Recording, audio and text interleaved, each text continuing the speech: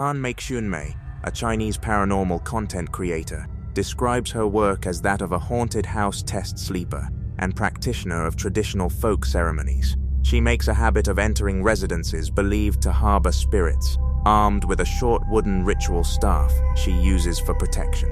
Inside one particular apartment, she senses what she believes to be the presence of an angry male spirit and begins combing through the vacant rooms. The moment she directs her staff toward the living room curtains, something slowly starts to rise up from the floor. See for yourself what unfolds.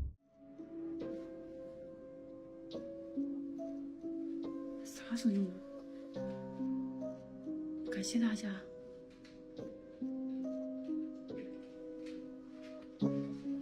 泻药啊？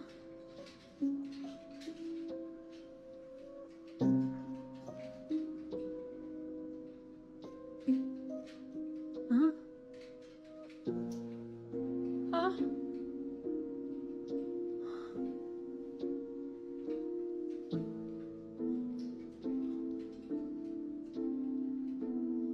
我操！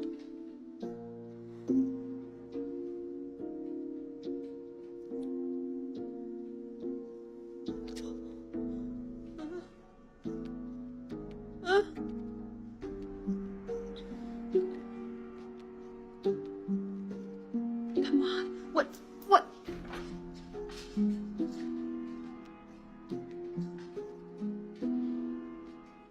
A white piece of fabric lifts up in front of the drawn curtains, taking the shape of a tall, cloaked figure. The unsettling form holds itself upright with nothing visible beneath it, until the investigator points her wooden staff and performs a series of ritual gestures, at which point the ghostly shape abruptly crumples back to the ground. Just days after that, a separate property with its own reported haunting produces an even stranger event. This time involving a traditional Chinese instrument called a hulusi.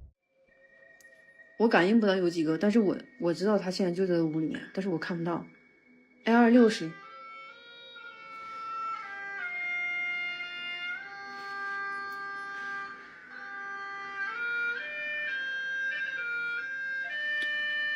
我操！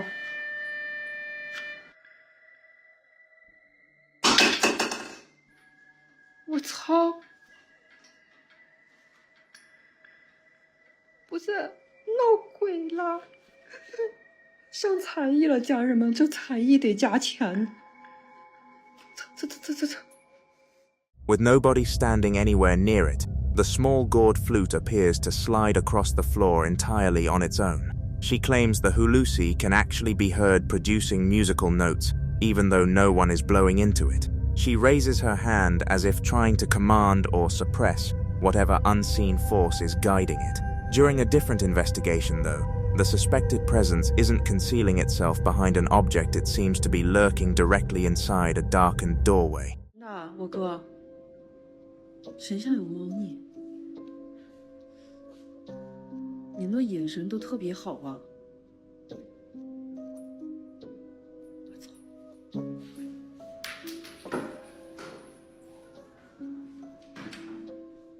我操！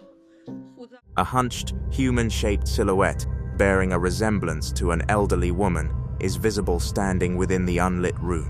The shadowy figure holds its position in the doorway while the investigator works through another sequence of hand gestures, and then the room suddenly illuminates, exposing a long, pale form writhing inside the frame.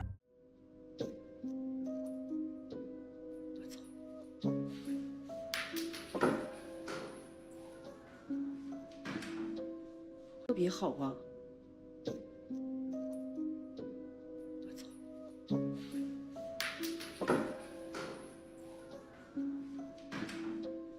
特别好啊！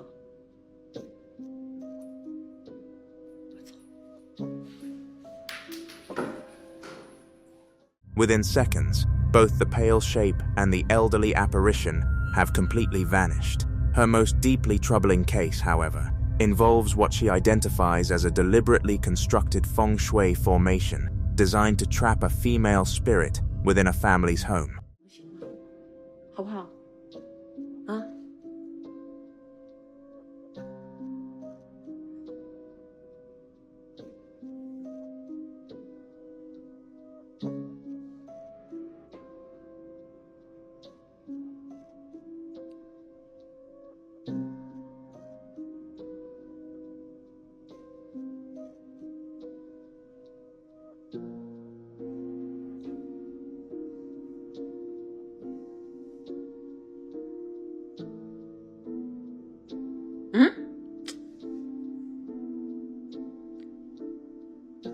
去哪儿啊？啊？去哪儿啊？不是我可能干啥？我发现它会动。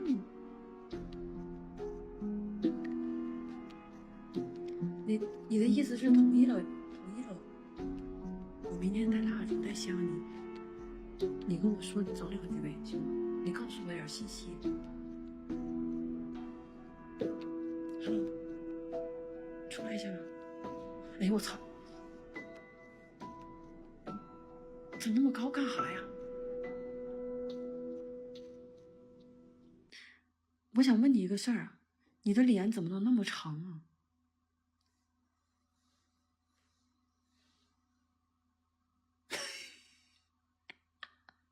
不是，干啥？有点太突然了。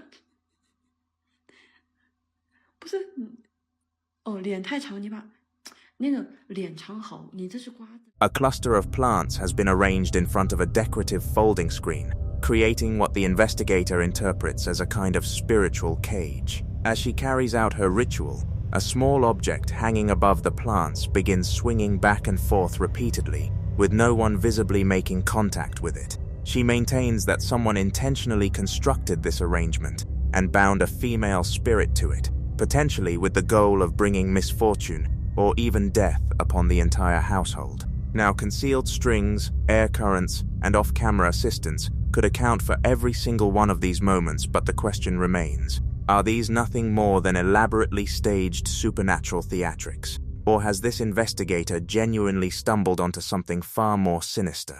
In our next story, we follow a man who says he's been dealing with a series of increasingly unsettling events inside his own house.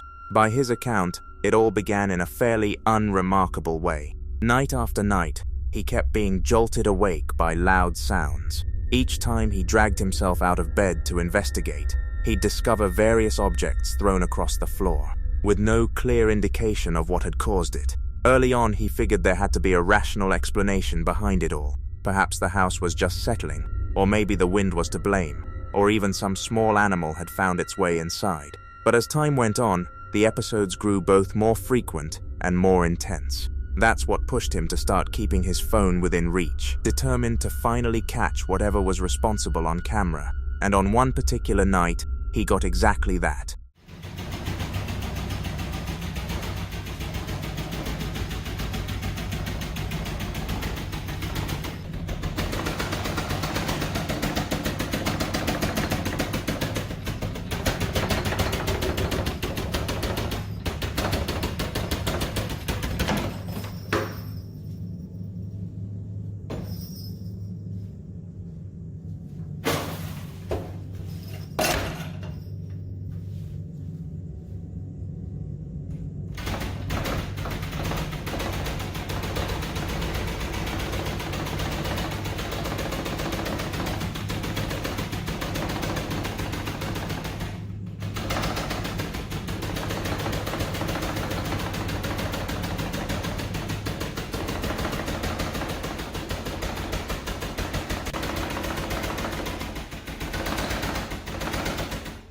As we can see, the man is jolted awake by a violent pounding coming from the direction of his basement door. Despite being visibly shaken, he musters the nerve to go and investigate. But when he finally swings the door open, there's not a single soul on the other side. Under different circumstances, I might chalk something like this up to wind pressure or the house shifting. But given just how aggressive that pounding is, that kind of reasoning starts to fall apart pretty quickly.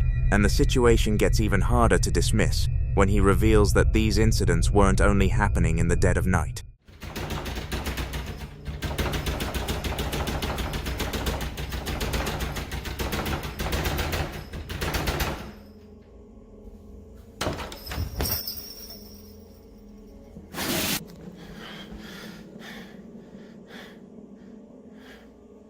What the hell?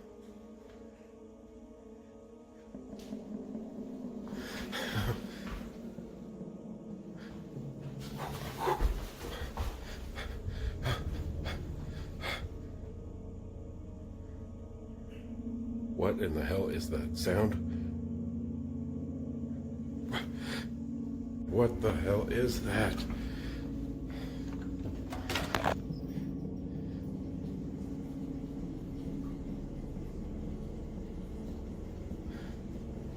I don't hear it now. Here, in the middle of the day with full light coming through, that same door begins slamming with the same ferocity as before. He rushes to open it immediately, and just like every other time, there's nobody there. Since he started posting these recordings, a growing number of viewers have come to suspect that something of a spiritual nature may be present in that home. I'm no authority on the subject, not even close, but there are those who believe that, based on the sheer force of what's been documented, this might not be the work of an ordinary spirit at all, but something far darker. Sadly, the man never went into much detail about his situation, and he never mentioned whether the property has any troubling history that might shed some light on these events. As a result, no clear answer has ever emerged, and this case will most likely remain one of those stories that never gets fully resolved. A man cruises alone down an unlit road in the dead of night, the surrounding landscape utterly empty and unremarkable.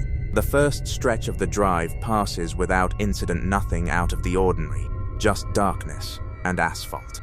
Then, out of nowhere, something shoots straight across the road directly in the path of his car. His dashcam manages to catch a split-second moment that has had countless viewers scratching their heads ever since.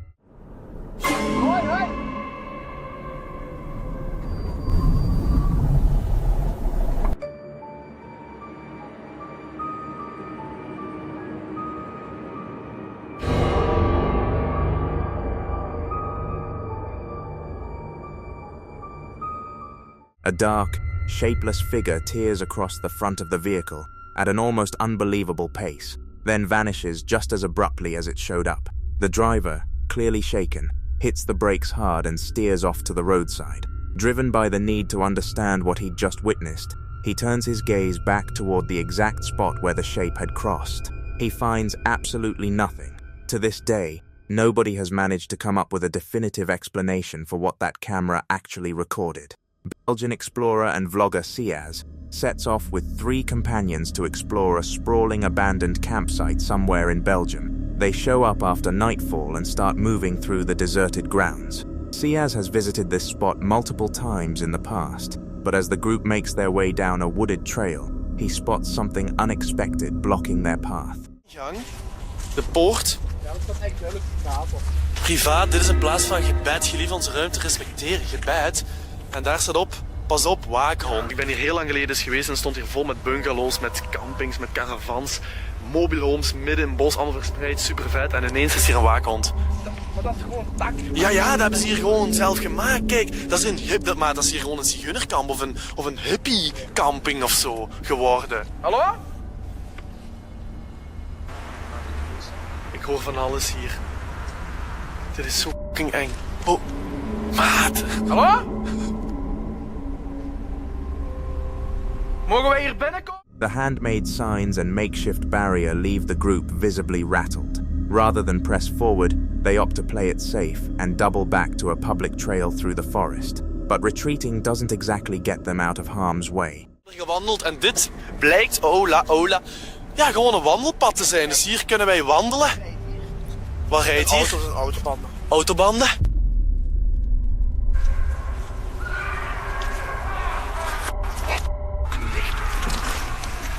Wat de... Dat is er niet mijn auto of zo, hè? Hier wordt letterlijk iemand gemarteld. Hier wordt letterlijk iemand gemarteld in dat bos. Dit is heel... Hallo? Hallo? Hallo? What the... What the... Hey!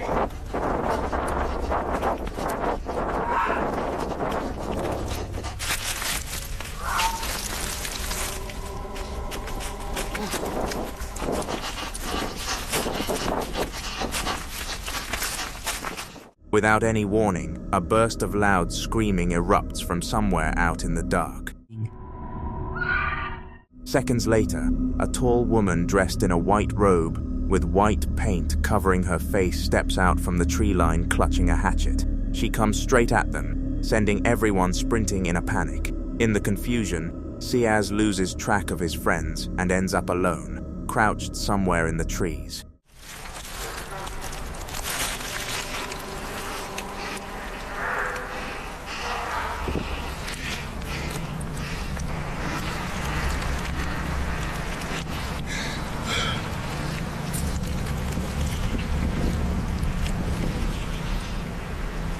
Ja, hoi. Hallo? Hallo?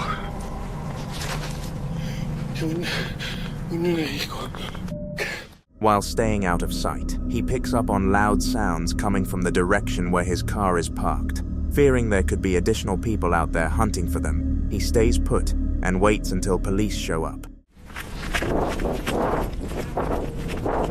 Ja, ik ben het. Ja, is goed. Ja. Ja. Moet je even je jas open doen? Jas open doen, ja. Goed, omdraaien. Doe je jas open. Jas omhoog. Omhoog. Ja, kijk dat je niks op dak is. Goed, links neer, even fouilleren. Ja, goed. Doe maar hoor. Ja. Dat is die, dat is die. Daar is die, daar is die. Oké, ook blijven. Blijf staan!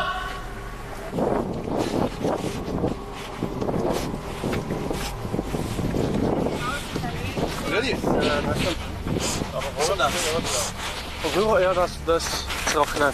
Die is er gewoon afgetrokken.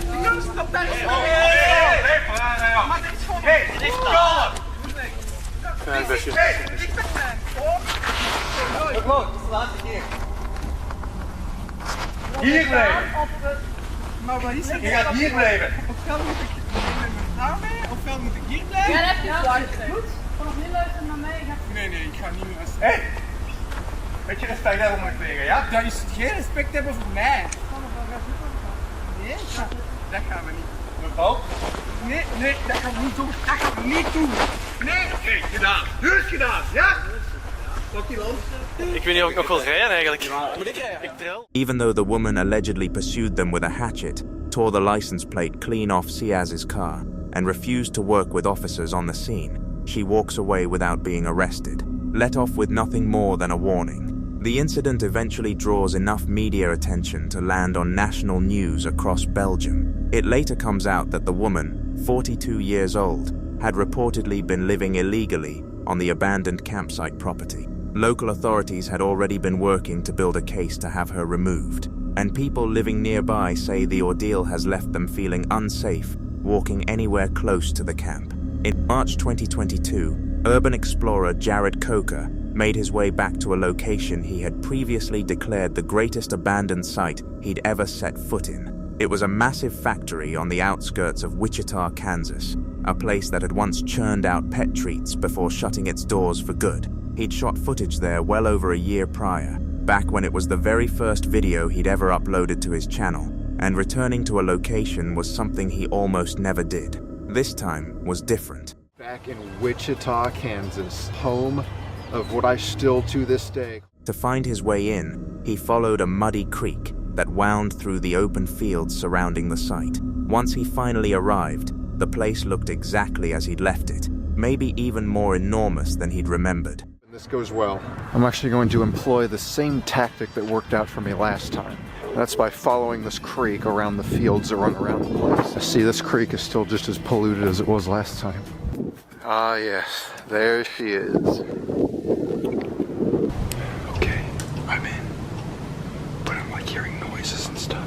The huge factory had 5 stories of crumbling walkways, burned out forklifts, and huge forgotten machines filled the building. In one corner, bones were spread across the floor, probably left behind from whatever had once been made there. What the heck?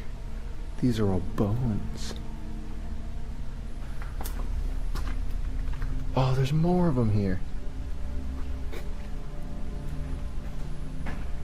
They're all over. Now I know this place made like pet treats and whatnot, so they could have been using these. But that seems crazy to me that they'd all be left over like that. I don't think this was caved in like that before. This happened within the year. This all used to be enclosed. There was one thing he kept saying, almost as a warning to himself. The last time he was here, he had seen 2 men walk in. I'm actually really scared of running into people here, no joke. For most of the afternoon, the only things he could hear were the wind and the low groan of a structure slowly falling apart. Then, near one of the upper windows, he glanced down and spotted a car part that definitely hadn't been sitting there on his last visit. Every now and then there's just weird noises and bangs, but just like last time, it's a windy day, so... Uh-oh. There's a car right there. I can't figure that should be too much of a problem for me, though, because the way I'm going to go out is completely... Rather than bolting, he stayed and watched. A gate swung open, a vehicle rolled all the way inside, and a second gate closed behind it. Whoever was behind the wheel wasn't just passing by. Jared started moving toward the ramps he'd used to get in, staying low and trying to figure out which side of the building the man had gone to, because that was the exact same side he needed to reach the creek. Oh, they're coming in the gate. They're coming in the gate. On second thought, I might just want to wrap this up a little quicker here. I want to see where he goes, though. Yeah, if I'm going to leave here, I'm going to need to know exactly where he's headed towards. Oh, crap. He's really coming all the way in here. He's opening the second gate.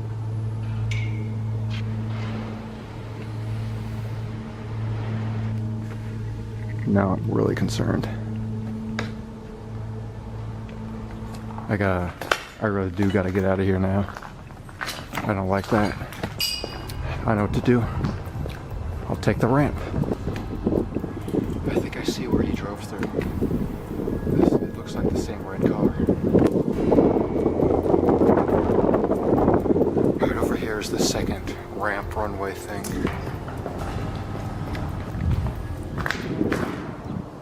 Oh God. Someone's right out there.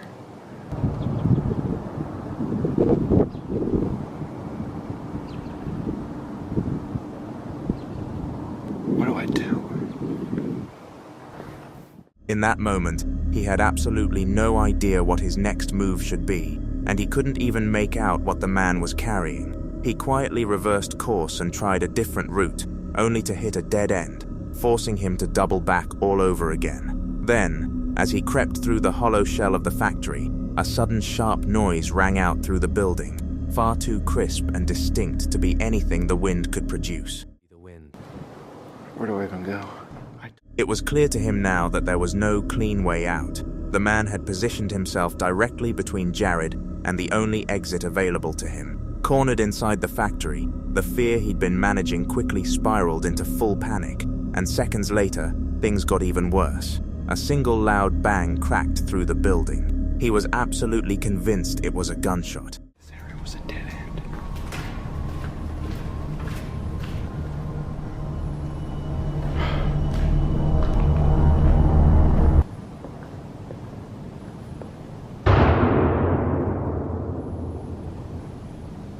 Oh my God. Was that a gunshot?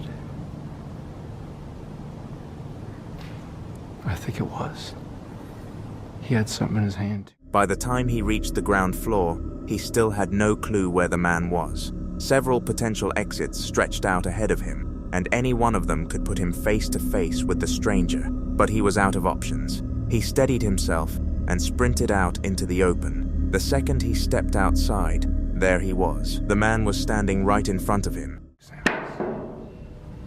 No. The worst thing is I don't know where he is. I've got several different possible ways I could get out of here, but I don't know which side he's on. Gripped by fear, Jared made the split-second decision to confront the situation head-on, even though he wasn't certain it was the right call. And that's when he came face to face with the man holding the gun. To go for it.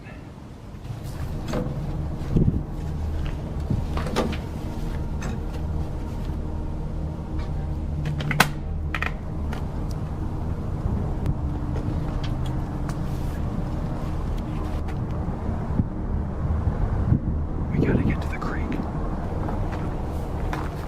Whoa, whoa. Stop right there. Whoa. Who else is with you? Oh, it's just me. What unfolded next was captured in secret by Jared, who muffled the sound of his camera starting up by coughing at just the right moment. But what unsettled him more than anything wasn't the weapon itself. It was the man's complete composure. He snapped the handcuffs onto Jared's wrists himself and walked him through exactly what would happen next. With the ease of someone who had been through this routine many times before, the police would show up, take down Jared's information, and hit him with a trespassing charge. According to the man, that was actually the favorable outcome. What? Sit down. Give your handcuffs. Huh? Put them on. Got it? Okay. Either I can put them on or you can put them on. Take your pick. I've never put on handcuffs before. Just put them on each side of you. How's that? Well, Put them in front of you, and that way you can carry them in front, okay? what's gonna happen? But what's going to happen is the police is going to come, and then you take your name and they'll get you for criminal trespassing. It's nothing these days. It's a lot better than me shooting you, isn't it? Is that what I heard? Yeah, What you shoot at? shoot it. See people, I shoot at them. There If was they no- run, you shoot. There you go.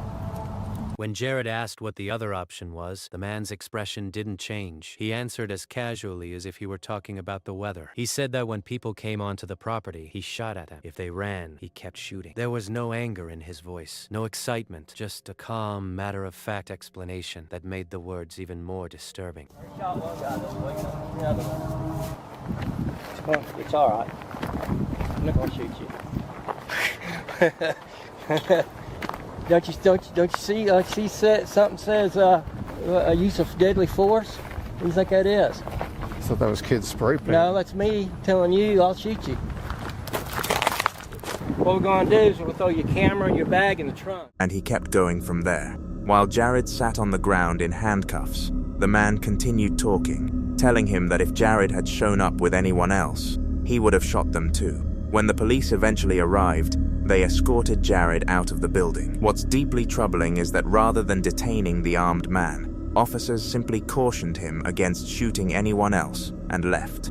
Barely 15 minutes passed before that warning turned out to mean nothing. A call came in reporting a shooting at that very same factory. The man had opened fire on 2 teenagers who had wandered inside.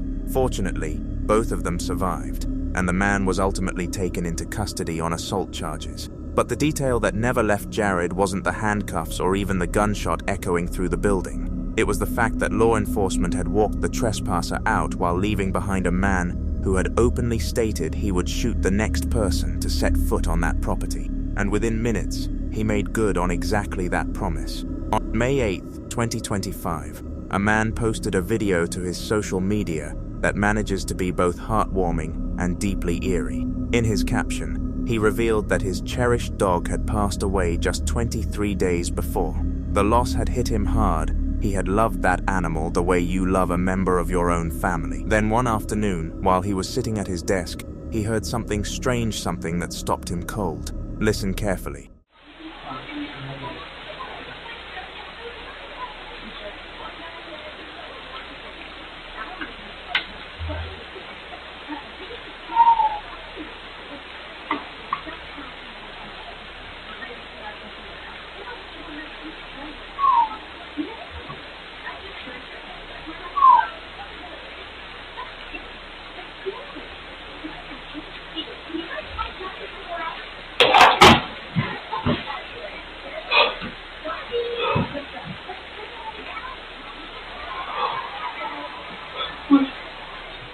Visibly shaken, he got to his feet and began scanning the room. As he searched for where the sound was coming from, he pressed his hand to his chest, a gesture that made it clear he recognized it. He later explained that his dog used to make that very same noise when it was still alive. His other dog was also on edge in that moment, reacting as though something unseen had entered the room. One commenter pointed out that the deceased dog's spirit may have been right there beneath the table, even highlighting what appeared to be a glitch in the footage at that exact second. The man had absolutely no doubt that the sound came from his dog, despite the fact that it had been gone for over 3 weeks. Within the paranormal community, it's a widely held belief that the spirits of those we've lost, people and animals alike, tend to stay close after they pass. So, was that truly his dog's voice reaching out from beyond? Drop your thoughts in the comments below. On December 8th, 2025, a man named Stephen recorded a deeply unsettling video inside his bedroom, one that left him genuinely worried about his daughter's well-being, since she frequently plays alone in that room when no one else is home.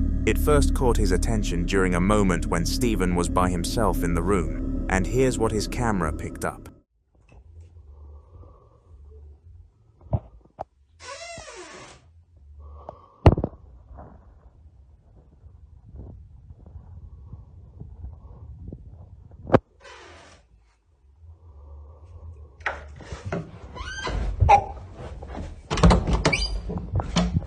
The door nudges open slightly, pauses, and then the lights cut out before it slams completely shut with no one near it. What makes it even more chilling is that you can clearly see and hear the light switch flick off by itself, just a split second before the door crashes closed. Given what he'd just witnessed, it was hard to chalk this up to any rational explanation, so his concern about leaving his daughter alone in there was completely understandable. But that wasn't even the most disturbing part, because following this incident, Stephen went back and rewatched an earlier video he'd filmed while spending time with his daughter in the same room, footage recorded before the door incident, and he spotted something that genuinely shook him, something he had completely missed in the moment. Pay close attention to what happens. Okay. Are you sure? Yeah. Okay.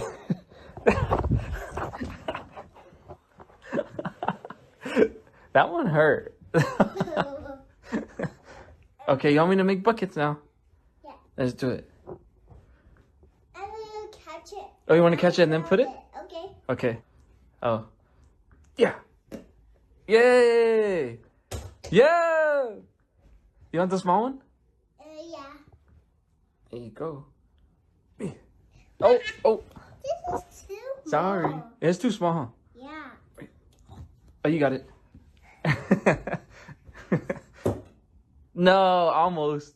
I mean, you hit SpongeBob, though. Yay! Last one. 3, 1. No! You should say 3. Huh? 3, 2, 1. 3, 2, 1. You should say 3, 2, 1, go! 3, 2, 1, go. In the basket. In the basket. Without him realizing it at the time, one individual slat in the window blinds appears to separate on its own briefly before snapping back, and then it does it again, just seconds later, almost as though something was peering through from behind them. What pushes this into truly inexplicable territory is that the blinds are mounted on the interior side of the window, and Stephen points out that this room sits on the 2nd floor, making it physically impossible for anyone to be standing outside manipulating them. Understand what's going on, because the only way you can move the blinds is if you're inside the room. There's no possible way. There's no possible way that someone can move the blinds from the outside of the room. There's no possible way somebody can just come up here. Stephen also came across something disturbing when he reviewed the security camera footage he had recording in the bedroom during that very same window of time. I just want to bring up security footage, POV from when it happened. I'm just gonna zoom in and you just tell me what you see. It's too small. Oh, you got it. There are no fingers. There are no fingers in the middle of this. Nobody's...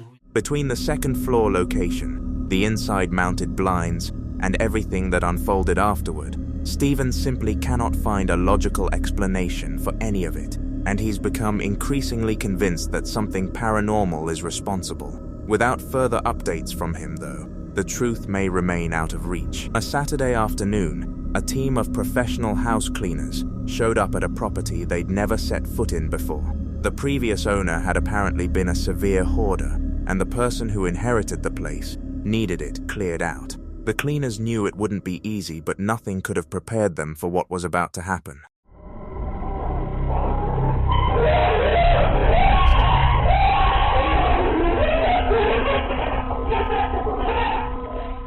As Katie walks through the home with her camera rolling, it becomes immediately obvious just how massive this job is going to be. She sent some pictures of the house, and judging from the pictures that she sent, like, it didn't look like it was going to be that bad or that hard a job. So I immediately take out my phone and start filming. I want to show our boss how this client... But as she keeps filming the state of the property, something in the room suddenly catches everyone's attention. How you feeling, Hankins? What is that?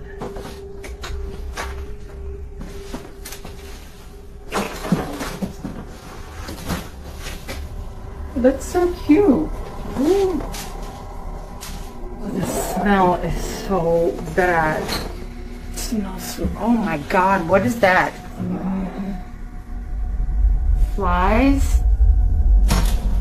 Oh, shut the door.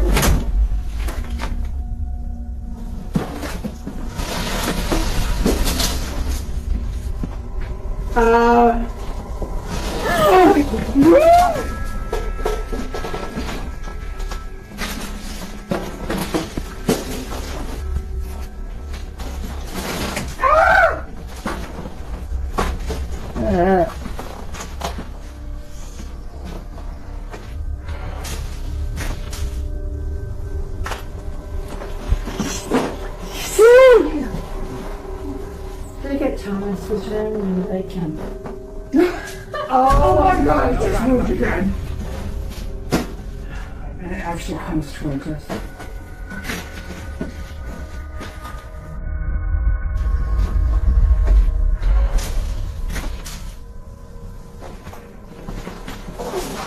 What have you gotten us into? Oh my God, really? Don't know that. A small ride on toy moves across the floor completely on its own. What makes it even more unsettling is that it doesn't just drift, it travels in a straight line directly toward the cleaning crew. Understandably, everyone is rattled. Their first thought is that it might be battery operated, but when they review the footage more carefully, the toy appears to be solid plastic with no motor, no battery compartment, nothing that could account for the movement. So what exactly set it in motion? And why did it come right at them? Katie had no intention of stepping foot back in that house, for more than one reason, but a few days later, the homeowner called again. On the second visit, the crew may have wished they'd said no. The toy car appears to move on its own once more. We told her that we would be willing to come back, but only under 3 conditions. The first being that we needed to... Second, that the Thomas the Tank Engine toy would absolutely not be in the house. That she agreed to all of our... This time, it happens out in the backyard. What is it? Come here. Come see.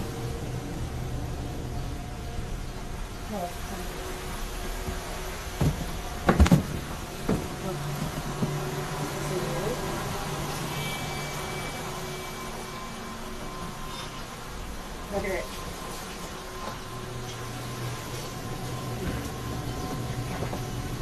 Get out! We have to burn that thing. And then... That is so scary. Crazy.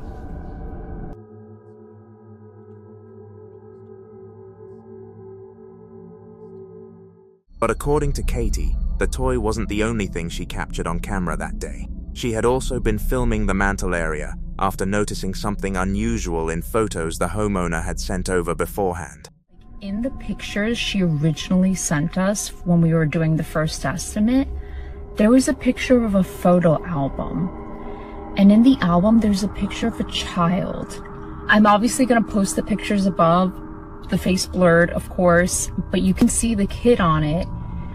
Look carefully when I take the video of the mantle.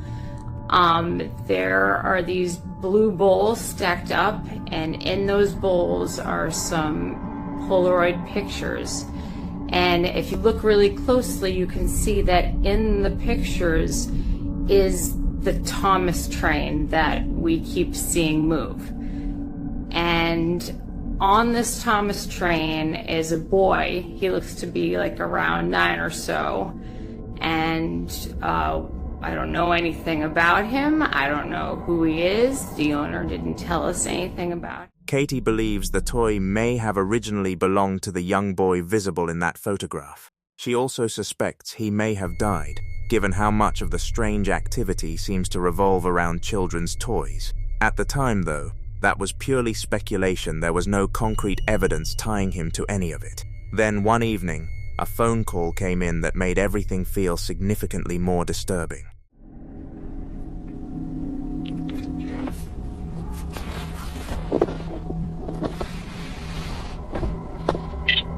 Hello?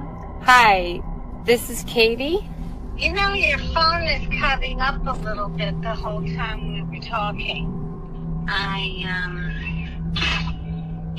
I'm wondering, too, because that was his train. And... That was his train. Yes, and so when you told me that, and then I saw what you were talking about, I don't know what to think. I mean, I don't know how to take it, But you do feel like that it's your nephew moving the train? Well, anything can happen. I don't know what to say. I mean, okay, have a good night. Thanks, you too, Sandra. Bye. Bye-bye. According to Katie, the homeowner's nephew had passed away. The exact circumstances remain unclear, but this had once been his home, which might explain why so many of his personal belongings were still inside.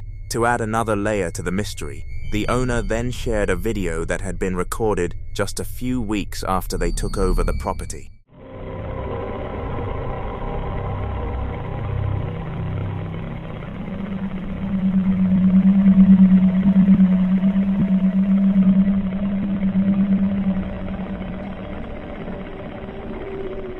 In the footage, a small door on a playset swings open by itself, then slowly closes again, with the toy car having moved twice already, and now a playset responding on its own.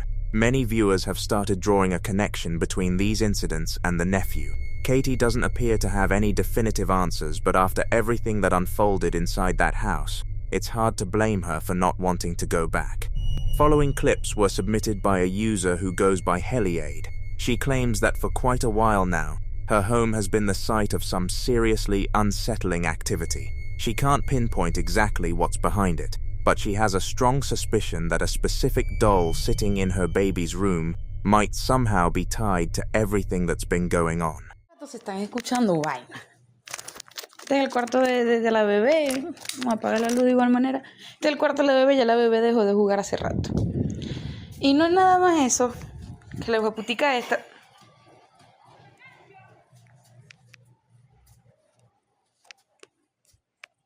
¿Cómo es la verga? ¿Por no estabas ahí? Ok, está bien pues. Déjalo así, marico. No importa. La verga esta nos deja tranquila, la bebé. Y no nada más eso. Sí. Marico. Otra vez vos. ¿Qué pasa? ¿Qué pasa más o menos? Ajá, se supone que esto estaba en la mesa. Y de igual manera, o sea...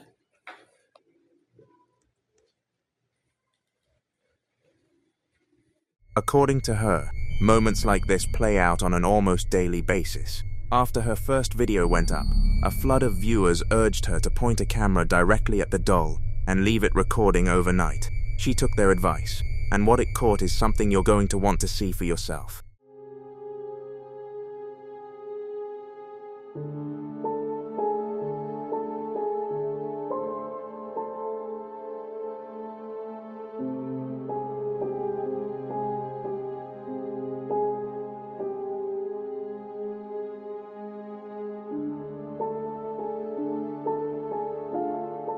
As her videos began reaching a wider audience, more and more people started asking whether the strange occurrences had kept up. While she was in the middle of responding to some of those comments, yet another deeply unsettling moment unfolded right in front of her.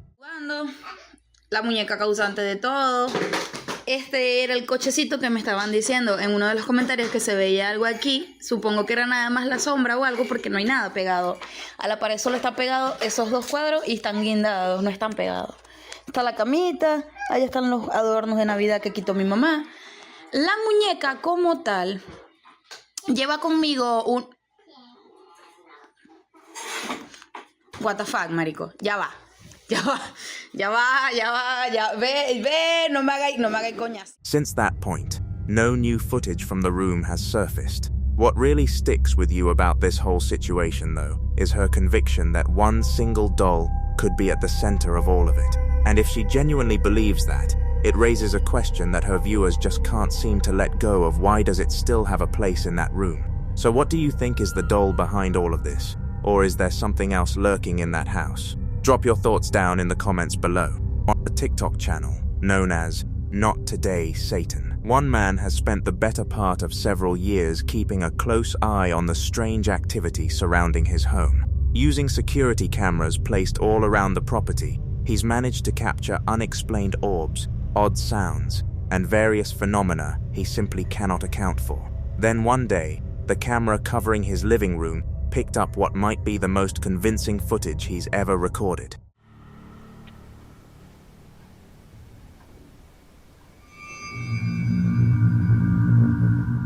At around 6 in the evening, something triggered the attention of that camera on the staircase. A luminous anomaly abruptly appeared and shot up the stairs, gone in an instant. Whatever this thing was seemed to come out of thin air before disappearing just as suddenly. The man running the account isn't entirely sure what to make of the footage, but he's convinced he may have finally gotten proof of the mysterious presence that has been haunting. A mortuary in Brazil found itself at the heart of a creepy enigma after workers began reporting a string of strange, unexplained events. One night, just as the place was about to close, the surveillance system picked up something deeply unsettling.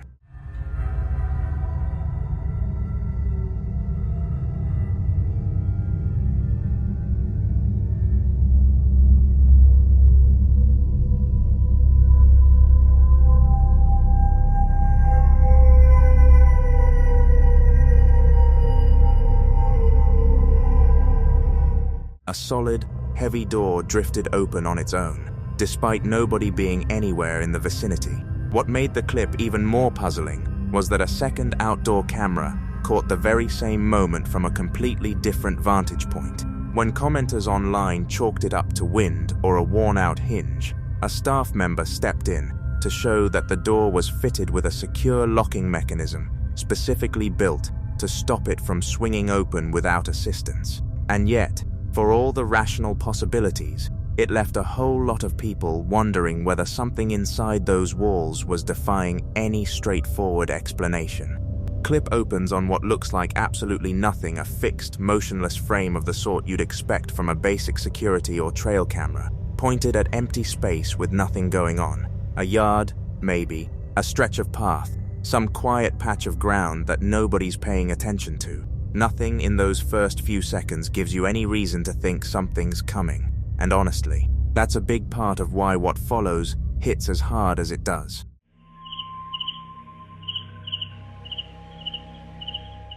Then, with zero warning or lead-up, a figure moves into the shot. It's dark, standing upright, and it carries itself with a slow, purposeful stride that leaves little doubt you're looking at something moving on two legs. It crosses the frame at a pace that's neither hurried nor uncertain, the kind of walk that suggests a destination, except there's no logical reason for anyone to be passing through that particular spot at that particular hour, wearing nothing that catches any light or breaks the solid, uninterrupted darkness of its silhouette.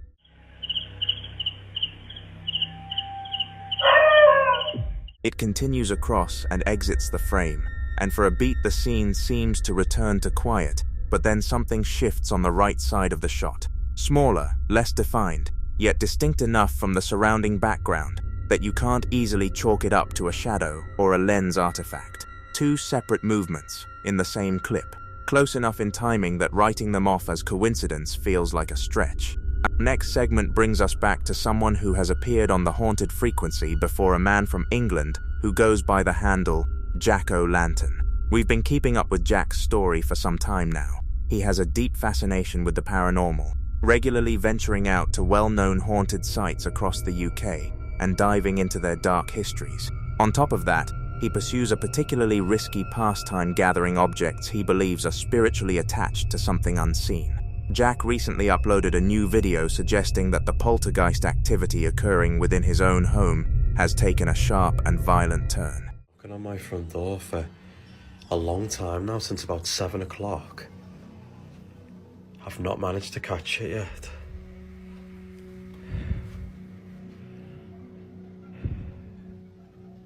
Are you knocking on my front door? You can see through the glass as well, so it's a good angle to have. If you're there, knock. Shh. Whoa. Whoa. What do you want?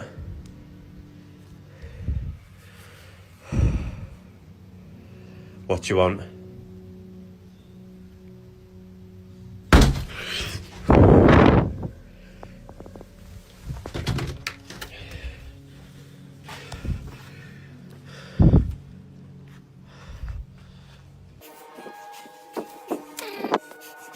You can hear this, right? I'm not going insane. There's something knocking on my door.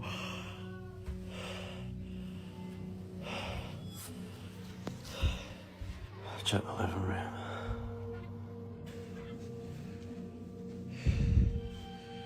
What do you want?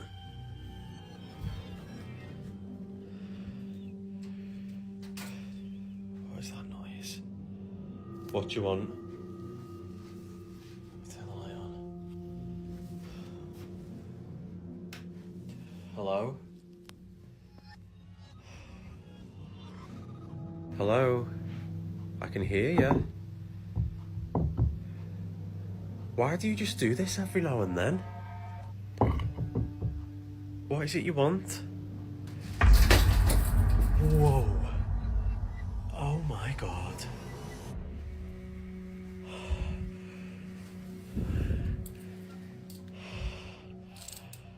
Oh, shit. Leave my stuff alone.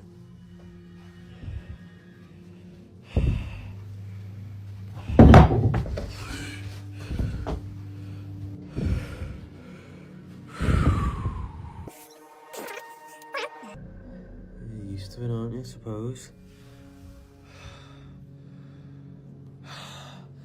Honestly, stuff like this, even though you do get used to it to a degree, I am shaking like a bloody leaf.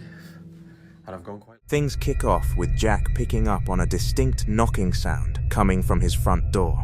If you look carefully, it's plain to see through the glass panels that no figure whatsoever is standing out on the porch. Jack musters the courage to call out, addressing whatever might be lurking on the other side. What follows is a thunderous, sudden impact against the door that visibly jolts him. He wastes no time throwing the door open wide, only to find the outside completely deserted. The activity doesn't let up, it follows him right back inside. As he makes his way to the living room, relentless knocking and strange, inexplicable sounds reverberate throughout the entire space. Then, without any warning, the metal fireplace guard is hurled to the floor with no apparent cause. Jack actually steps over and lifts it up to get a closer look. After going through the footage carefully, We couldn't identify any strings, wires, or fishing line connected to the metal frame.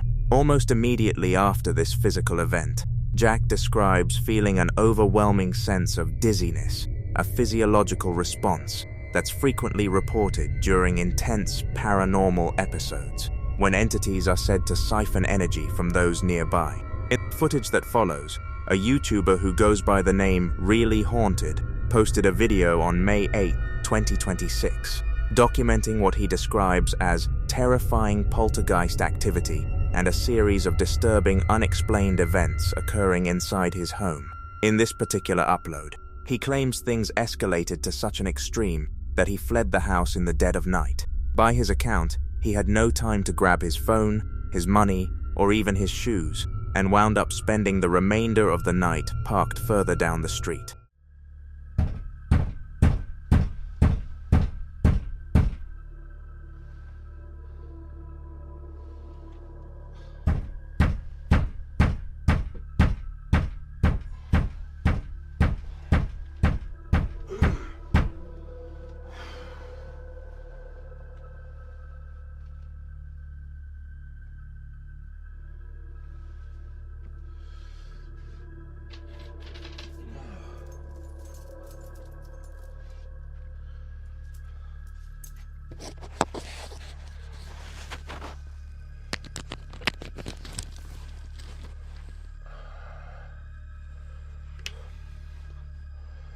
Just had some banging on bedroom door. If I sound ill, I am. I've got flu again. I don't know why, but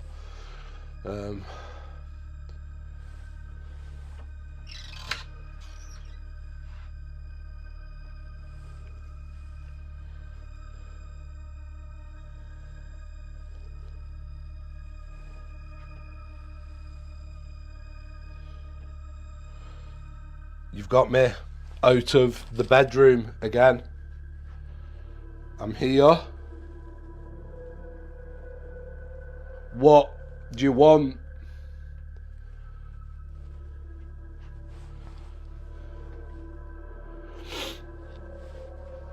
What is it you want?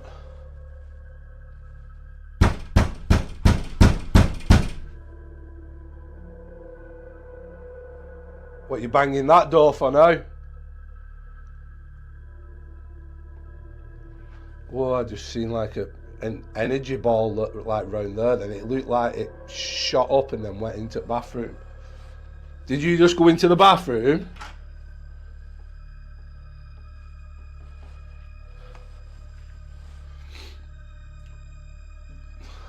Can you show yourself?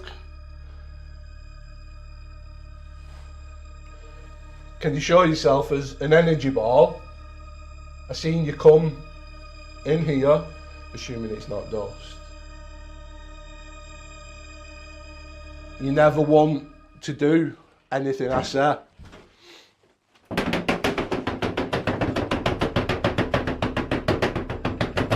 Holy shit.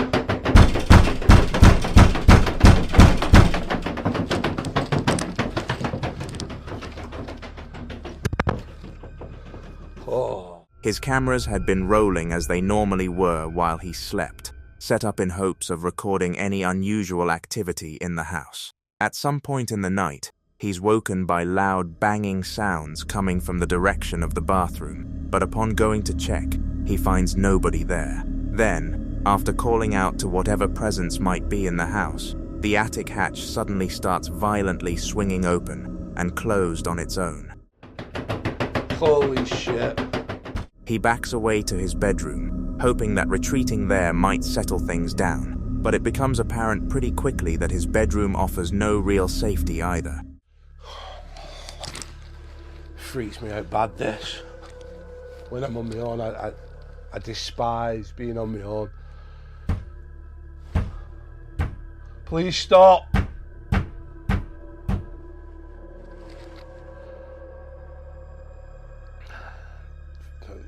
Just had it again, like on the left.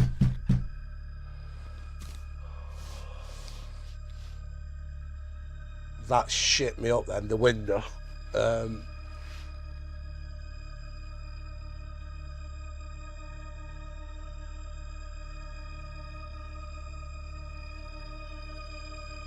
Like, why are you banging at the window when it's open?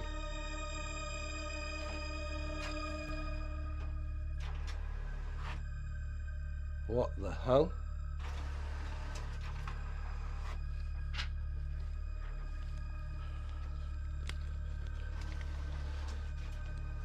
What the fuck is going on?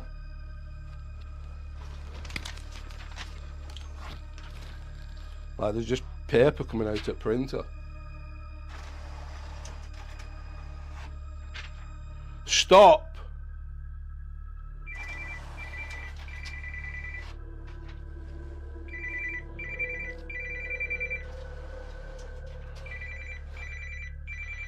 I'm not taking you on, I'm like, I'm off.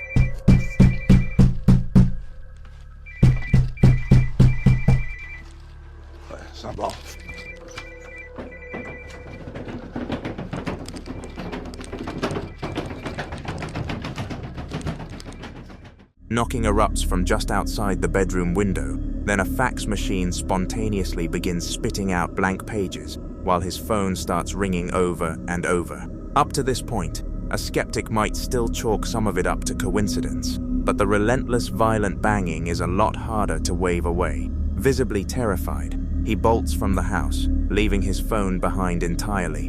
And yet once he's gone, the security cameras pick up something even more unsettling, something that makes it genuinely difficult to dismiss the idea that he might actually be dealing with a real poltergeist.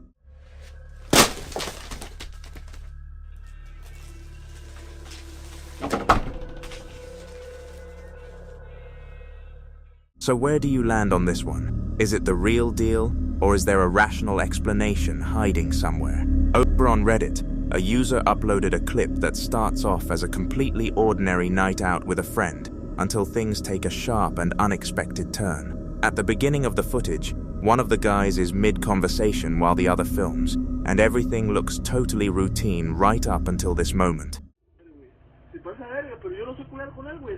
Pues no hay pedo. Oye, loco, ¿qué es lo que se ve ahí atrás del palo, güey? ¡Eso, güey!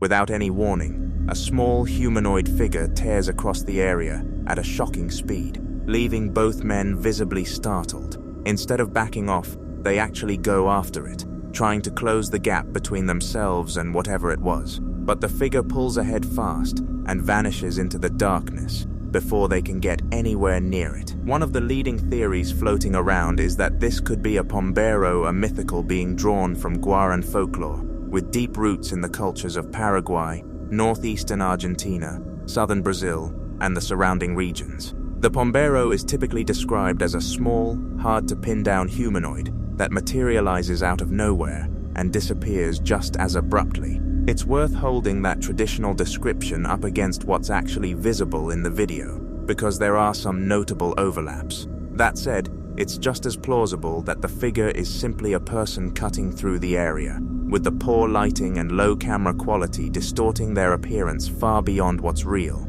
Folkloric encounter, or a case of the dark playing, tricks the footage alone just doesn't give us enough to say for certain. Nestled within the world of unsolved mysteries and chilling urban legends, we now turn our attention to the deeply unsettling atmosphere of a Japanese residence, a place defined by inexplicable and deeply disturbing events. This paranormal investigation centers on Meguro and his colleagues from 4 Fall as they attempt to shed light on the dark history haunting a home scarred by its past. Meguro, who currently owns the property, says the supernatural occurrences started shortly after he took in a stray cat. The animal, which had belonged to the previous residents, appeared to carry some kind of heavy spiritual weight along with it. Troubled by the idea that malevolent forces were tied to the house, Meguro handed the cat over to his friends, Miss and Mrs. Kimura, yet they too began encountering strange phenomena, and eventually the Kimuras felt they had no choice but to abandon the home entirely, leaving behind its grim history and whispered rumors of demonic possession.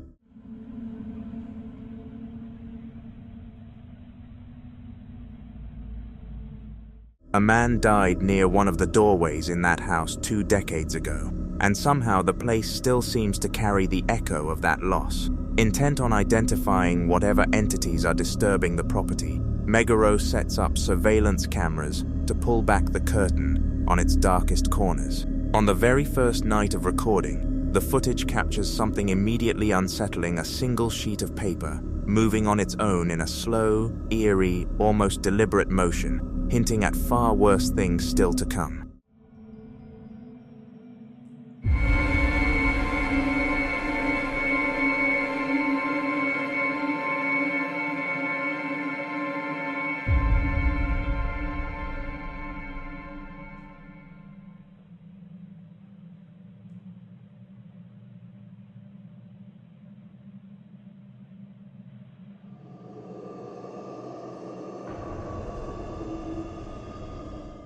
As more nights go by, the vacant house begins giving up its secrets one by one. Deep in the early hours of the morning, the cameras record a door swinging open by itself, and then a pale, white shape materializes in the frame, appearing to hover motionless in the doorway. Shaken by what the footage revealed, Meguro decides to go back and review everything recorded while the Kimuras were still living there, and what he finds stops him cold. Mr.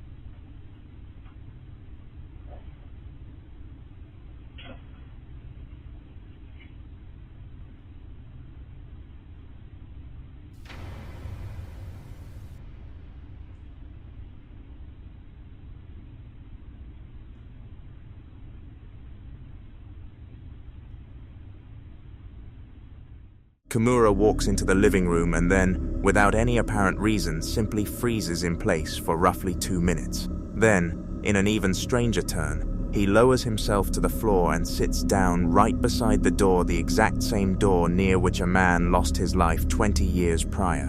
One of the household cats wanders into the room, but inexplicably pays absolutely no attention to Mr. Bays. Kimura, behaving as though whoever is sitting there isn't really him at all. Everyone who has watched this footage is left with the same haunting question. Could this be the spirit of the man who perished in that house 2 decades ago, still wandering its rooms?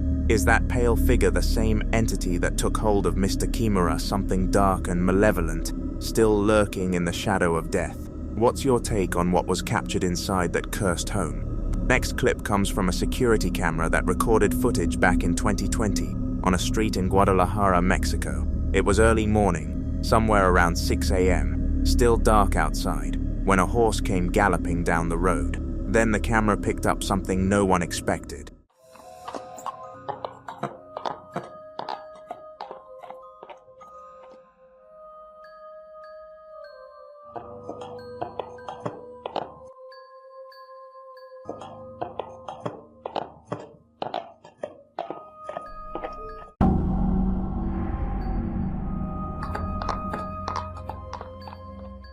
Initially, the horse was the only thing visible, but then, without any warning, a semi-transparent shape materialized on the animal's back, appearing to ride it. The footage exploded across social media, sparking all kinds of theories. Some people were convinced the figure had a paranormal explanation, while others wrote it off as some kind of camera malfunction. But here's the thing: if it really were a technical glitch, why does every other part of the image stay perfectly sharp?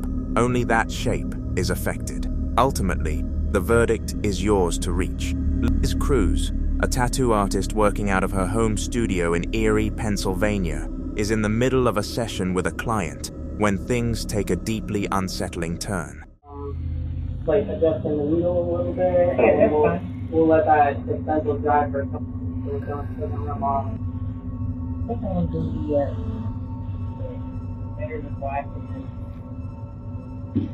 Just that heart rate. Yeah, definitely. I think that would look really cute. Like, especially like if I like blend it in, I'm like blend it together. What's wrong? What happened? The table just moved. What the f*** you mean the table just moved? In the name of Jesus, leave us the f*** alone. What do you mean? I swear to God.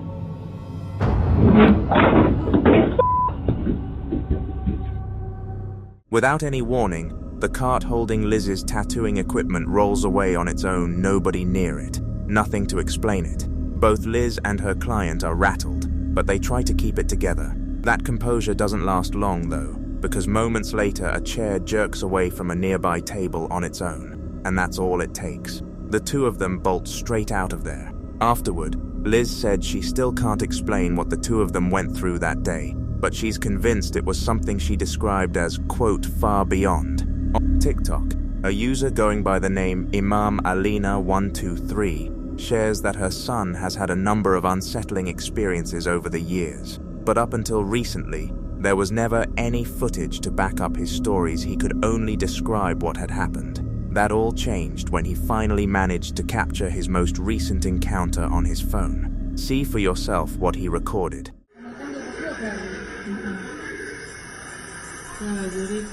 In the clip, Melina's son starts by filming outside, before gradually turning the camera to his left. Out of nowhere, a pale face framed by short dark hair appears, peering out from behind an object, sending him into a panic as he screams and bolts away. The moment is over in a flash, yet the figure is on screen just long enough to make a serious impression. Melina has said that neither she nor her son can make sense of what was caught that day. If there wasn't simply someone lurking nearby, this is one clip that's pretty tough to account for. That said, it's also fair to point out that the video could have been staged. Given how brief the footage is, there's no way to completely dismiss the idea that someone was deliberately hiding there to engineer a frightening moment. Either way, it's not hard to see why Melina's son was so shaken by the whole thing. So what's your take? Was something hiding behind that object? Or was this all just an elaborate prank? This next incident took place on February 7th, 2003, and centers around a woman by the name of Nicole White. Nicole had just received a security camera as a gift, and on that particular day her brother and sister were over at her place, helping her get it installed and running. Her brother happened to have quite an unusual pastime. He was into collecting ancient relics, fossils, and various archaeological oddities. Several of these objects were said to carry a curse or even a haunting, something that always left Nicole feeling uneasy whenever they were around. As they were getting the camera up and running, it ended up capturing something that nobody was prepared for.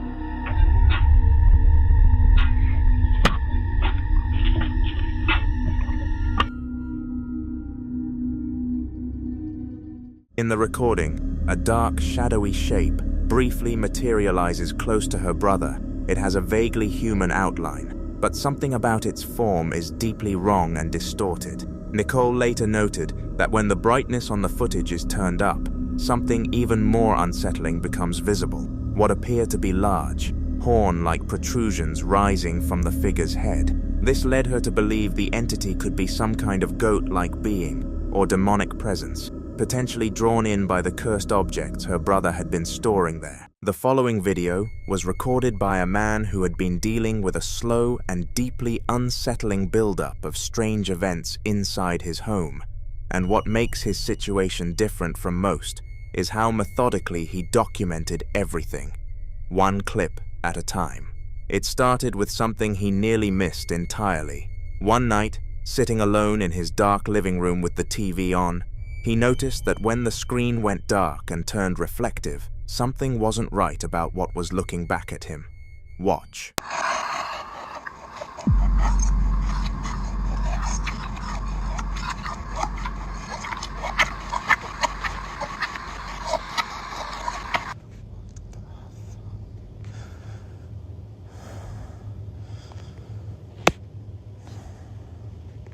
In the reflection of the darkened TV screen, a tall, slender, dark silhouette is visible standing directly behind him, a shape he clearly hadn't noticed until that moment, judging by the sharp gasp and panicked camera movement that followed. Many viewers immediately recognized that figure as what's commonly called a shadow person, a term used across paranormal communities to describe dark, human-shaped silhouettes that appear to move or stand with intent, distinct from ordinary shadows because of how they hold their form. Some researchers have linked the phenomenon to cultural traditions far older than the internet, including the Choctaw concept of the Nalusa Falaya and similar entities across Islamic folklore involving the jinn. Others argue it's a product of fear and low light playing tricks on an already anxious mind. But whatever explanation you lean toward, his reaction in that moment was real. That changed everything, because it turns out the shadow wasn't the only thing he'd been finding in his house. When contractors came to investigate a decomposition smell coming from his basement, what they found sealed inside the foundation wall was disturbing in its own right. Watch. To show you, honestly. It's a train wreck down here.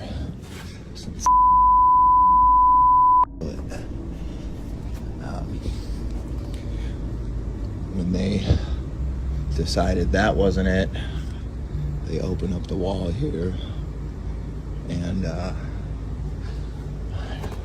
didn't find any dead animals, but they did find that, and that's not even the weirdest part.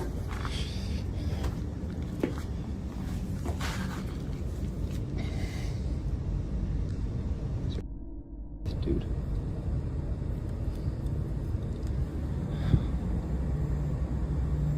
Yeah, I don't know. I don't know if I'm just tripping out or...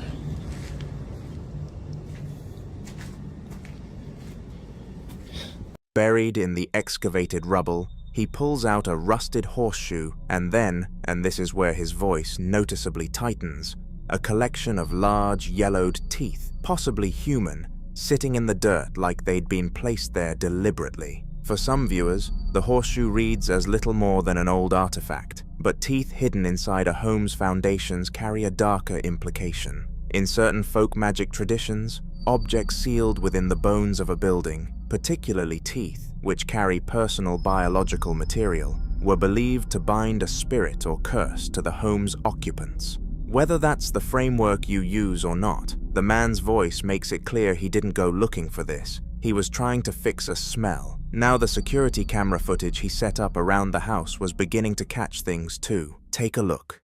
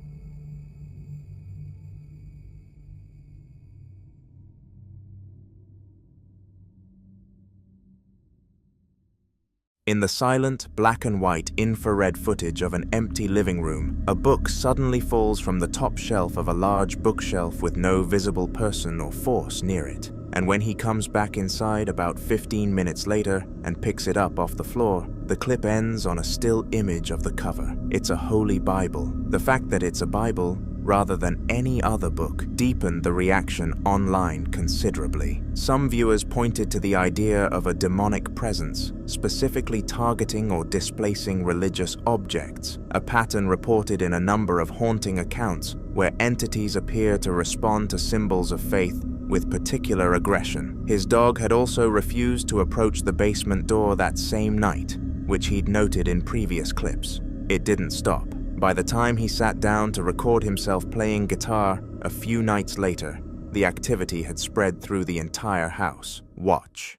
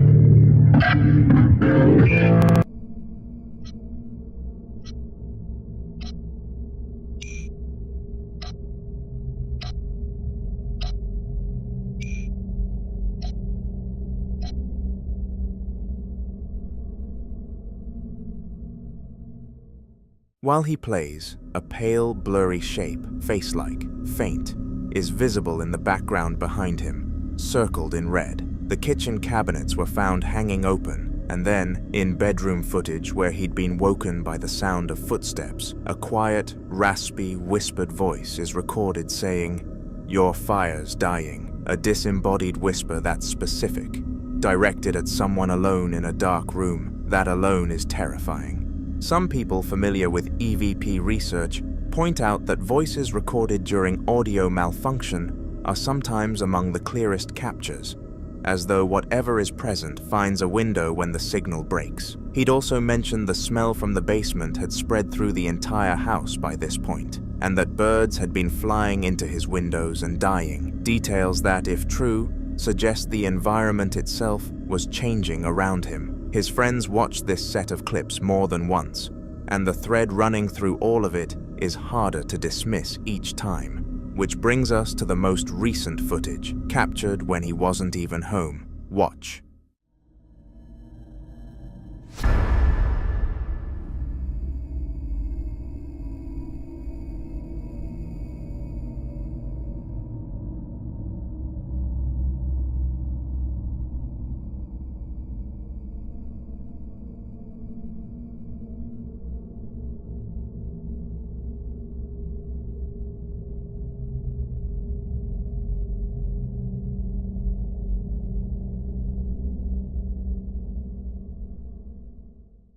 Across these 5 clips, whether you read it as shadow entity, residual curse, tied to whatever was buried in that foundation, or something that's been present in that house far longer than he has, the pattern is the same. It's escalating. It's moving through every room, and so far, nothing he's tried has slowed it down. What do you do when the thing in your house already knows your name?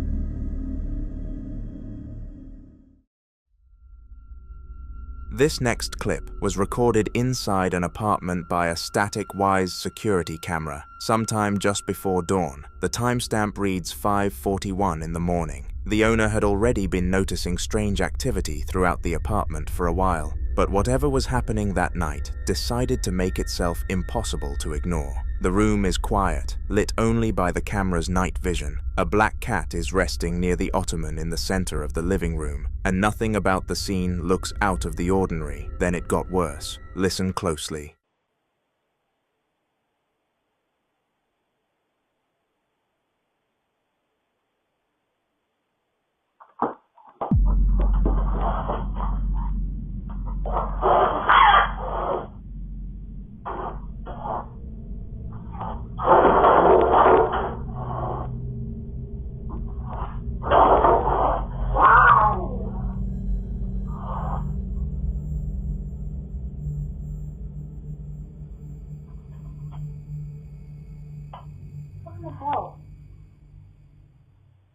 In a matter of seconds, 3 things happen, each one more unsettling than the last. The cat is suddenly propelled backward at a speed that has no natural explanation, sliding violently from the living room into the dining room as a sharp scraping sound cuts through the silence. Then, one dining chair is dragged out from under the table on its own. Then a second one follows. The cat's distress is immediate. You can hear it screech and then let out a long, wailing yowl when the second chair moves. Many believe this kind of escalating multi-object activity points to something with a level of physical force that sets it apart from typical haunting reports. Not a flicker of lights or a cold draft, but something aggressive enough to throw a living animal across a room. Skeptics will reach for hidden strings or wires, but the fluid, high-speed movement of the cat is particularly hard to stage. If you watch all 3 events in sequence, they feel purposeful, like something working its way through the space. So what was in that apartment?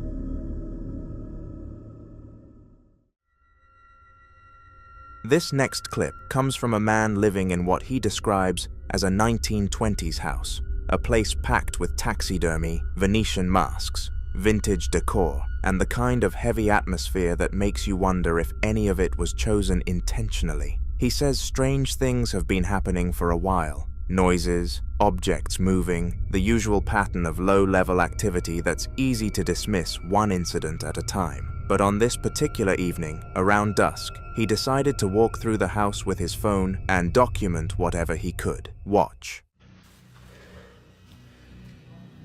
There's been sporadic knocking on my front door for a long time now, since about 7 o'clock. I've not managed to catch it yet.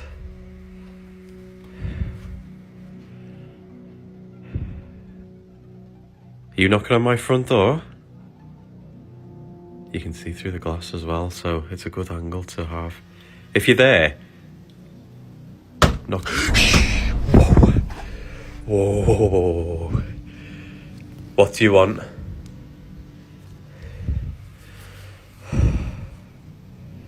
What do you want?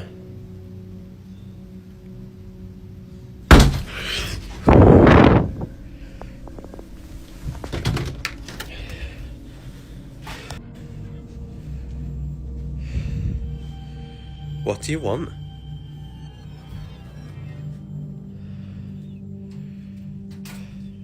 What is that noise?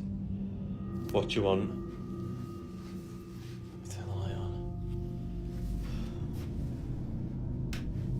Hello? Hello? I can hear you. Why do you just do this every now and then? What is it you want? Whoa. Oh my god.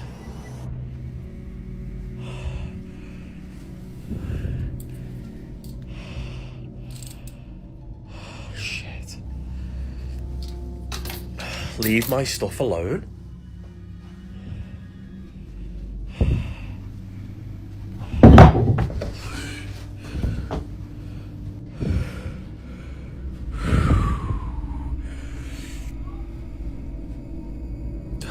Seem bothered. You alright? You're used to it, aren't you, I suppose? Honestly, stuff like this, even though you do get used to it to a degree, I am shaking like a bloody leaf. And I've gone quite lightheaded as well. Hopefully I managed to catch the knocks on the door anyway to show you. But I've caught the bloody fire guard flying off the fire. What?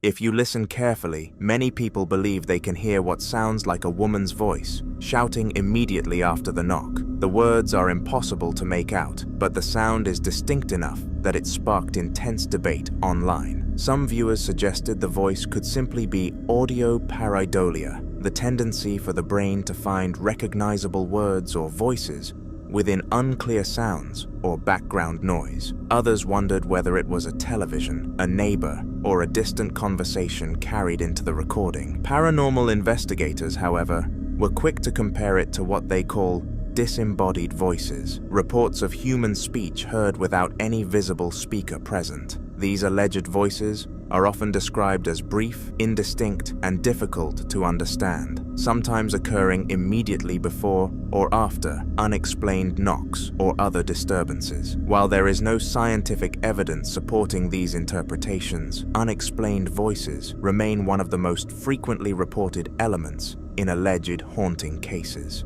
Whether the sound was simply an ordinary voice picked up at the perfect moment, or whether something inside that century-old house answered back. The timing of the knock and the voice occurring in one day is what many viewers found hardest to explain.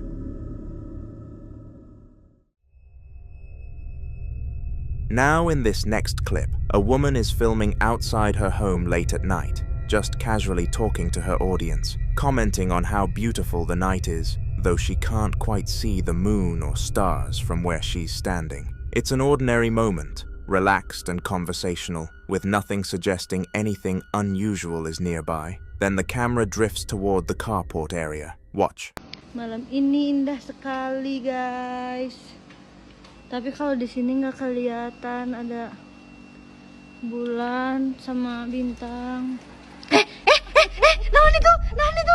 A tall, white, shrouded figure darts out from behind a support post and moves rapidly across the frame before vanishing behind a dark object, and her scream is immediate and completely unfiltered. Some viewers familiar with Indonesian folklore immediately pointed to a pokong, a spirit from Javanese and Sundanese tradition said to appear as a corpse still bound in its burial shroud, the white cloth tied at the head and feet. Others think it's staged, but that scream doesn't wait for permission. The following video was recorded by a man who, for a while now, has been dealing with something he can't quite get a handle on inside his home. And the frustrating part isn't just what he claims to have seen, it's that the very cameras he set up to catch it keep failing him. He's got a small white cube-shaped security camera resting on top of a pink candle jar in his living room, and a second one elsewhere in the house, and according to him, neither will show him what they're supposed to be recording. When he tries to pull up the footage, he says all he gets is a black screen. So on this particular afternoon, with natural daylight pouring in through the window blinds, he decides to walk the room himself with a handheld camera and address a viewer's comment head-on. Someone who suggested the movement caught in a previous clip looked like it was pulled by a string. His black dog wanders alongside him the whole time, calm and unbothered.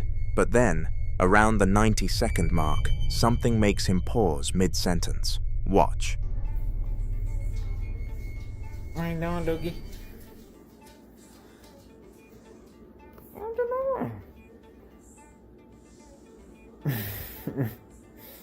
You like, what you doing? What you want? You're so spoiled. You're so spoiled. Well, yeah, camera's not working. It just won't. Look. You're my good boy. You're my good boy.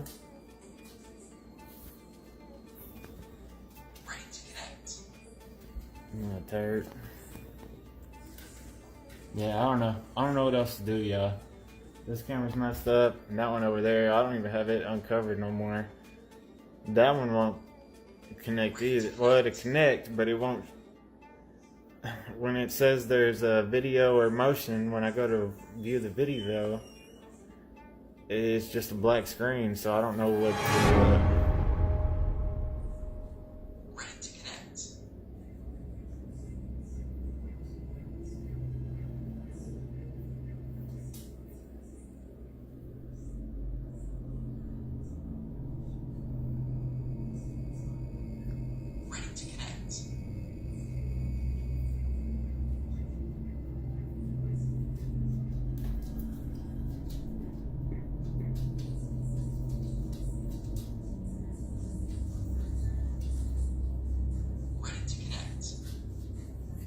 I don't know.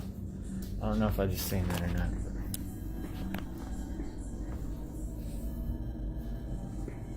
We'll find out here shortly, I guess.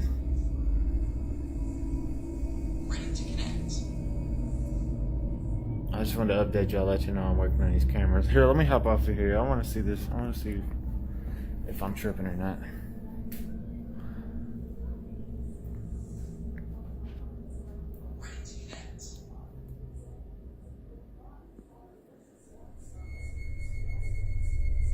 Yeah, hold on. He doesn't say what exactly caught his eye, only that he isn't sure if he just seen that or not. He walks straight toward the window, zooms in on the curtain rod and the top edge of the sheer fabric, and holds the shot there, the curtain completely still, nothing visibly attached, nothing moving. You decide whether that means the skeptics were right, or whether whatever he saw simply stopped before the camera got there. If something was there, it wasn't performing for anyone this time.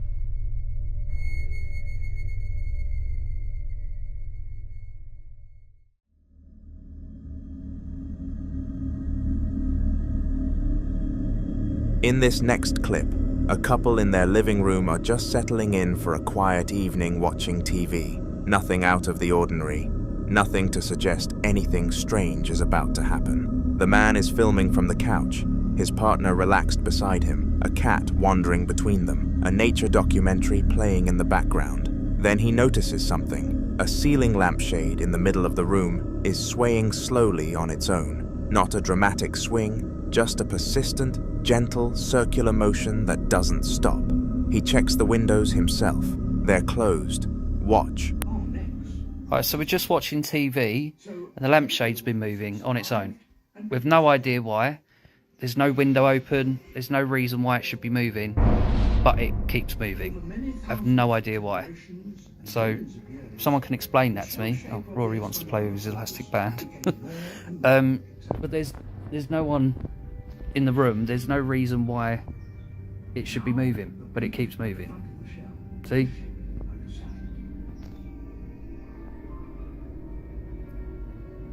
Just trying to enjoy a Starbucks whilst watching David Attenborough, and this is happening. Maybe he likes David Attenborough. Also, for anyone wondering, there's no one over there. There's no one over there. You know, it's still moving. So, someone please explain that to me. It's the consistency of it that gets under your skin, not a single sway that could be dismissed as a draft, but a continuous, steady movement that keeps going throughout the entire clip. His partner even jokes that maybe it doesn't like David Attenborough. But here's the thing, no heating vent, no fan, no open door is visible anywhere in that room. Some viewers think subtle structural vibrations from a nearby road or appliance could explain it. Others aren't so sure, pointing out that the cat on the coffee table keeps watching the window, as if it's tracking something the camera can't quite reach. So what do you think is moving it?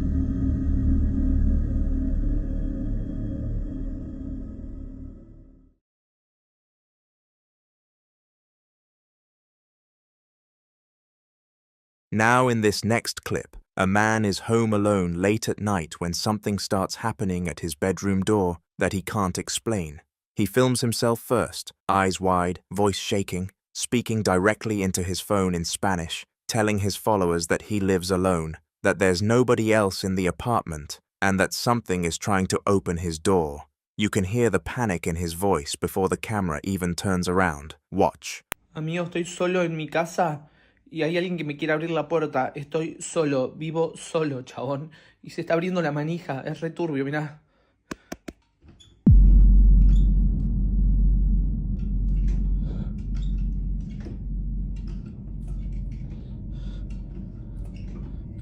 ¿Quién está ahí?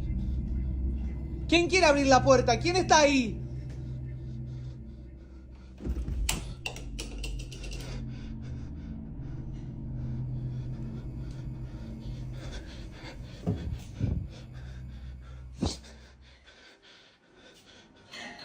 The door handle moves up and down on its own, rhythmically, persistently, like someone on the other side is working it over and over. He shouts out asking who's there, gets no answer, then throws the door open and tears through the apartment, the hallway, the bathroom, a dark back room, and finds absolutely Nothing. No one. The handle moving is one thing, but what makes this harder to dismiss is that the motion is mechanical, deliberate, the kind that requires a physical hand operating a lever. Some viewers think the whole thing was staged with a wire or a string rigged to the handle. Others aren't so sure, pointing out that the frantic search through the apartment reads as completely genuine panic, not performance. So what exactly was working that handle? You decide.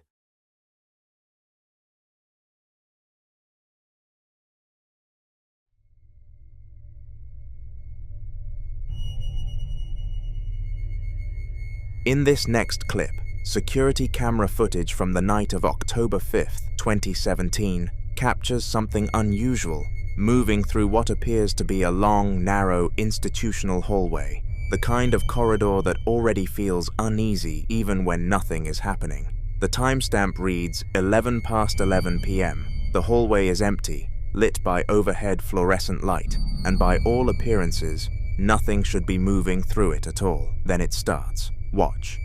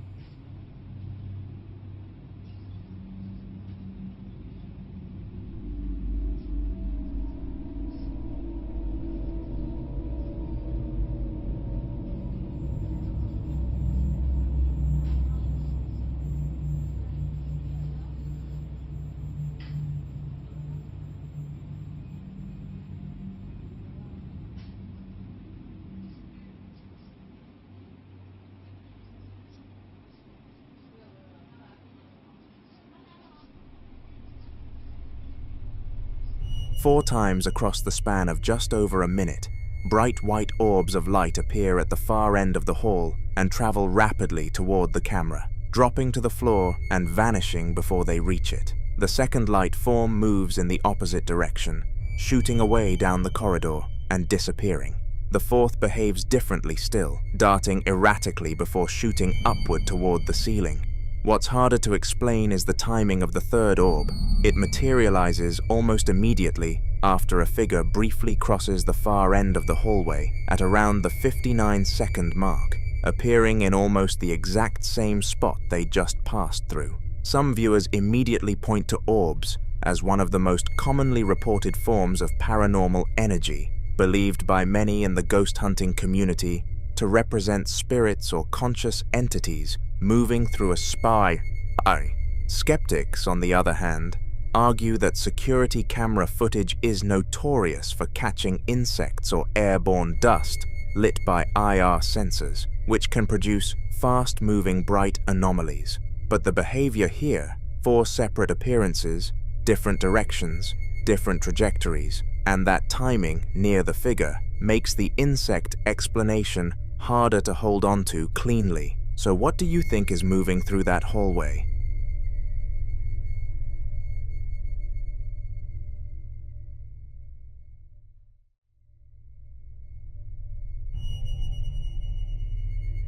In this next clip, a woman named Marissa has been dealing with something that's been getting progressively harder to explain away. Mysterious bruises, scratches, items disappearing from places she left them, and nights where she can't sleep at all, waking up at 3 a.m.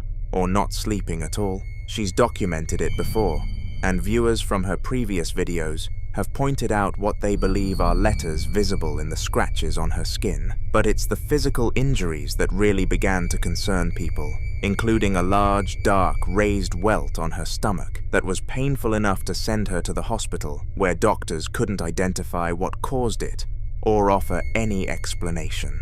The nurse noted her heartbeat was unusually fast, and she was running close to a fever. At this point, Marissa says she feels like whatever is in her bedroom is escalating, moving from unsettling to something that's actually affecting her body. She reaches a point where she decides to do something she'd been hesitant about. Use a Ouija board as a last resort, this time with a friend named Shanna. Watch closely. Ready, Nudes?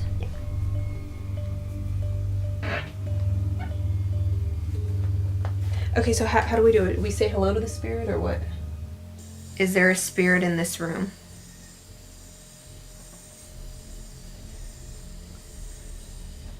Oh my god. Are you male or female?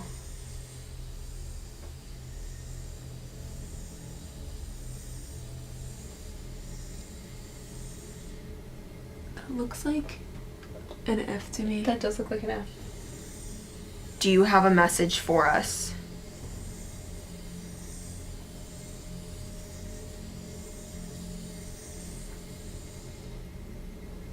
H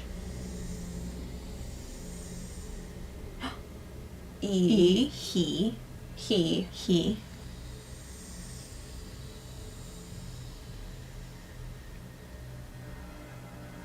L hell? Oh my god, please don't be hell. Maybe it's like the devil. Help. Is it gonna say something else? Like help what? Maybe we should ask it something else. What do we ask it? Is this room haunted?